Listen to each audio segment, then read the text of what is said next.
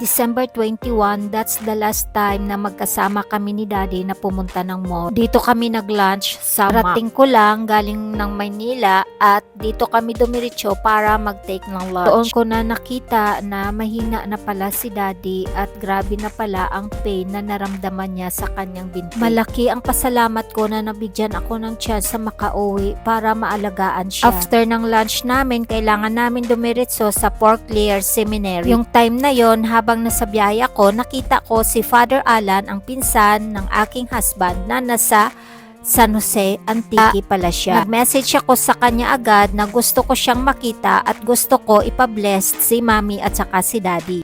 Napagkaalaman ko kay Father na last day na pala niya dito sa San Isidro sa monastery ng mga mungha.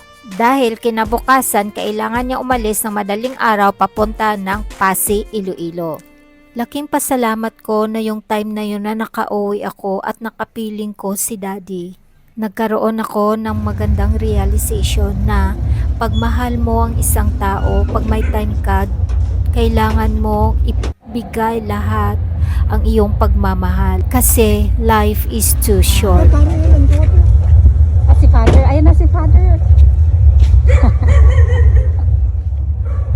Yan, naalala ka nila. Sabi na yun yung kasal.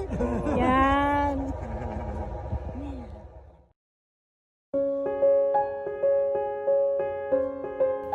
After 20 minutes ng kwentuhan, ito na-bless na rin ni Father, si Mami at saka si Daddy.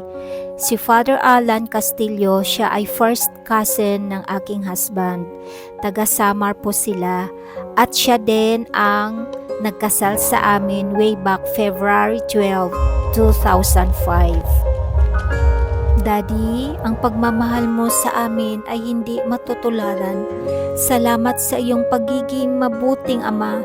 Salamat sa iyong pagmamahal. Salamat sa pagsama mo sa amin.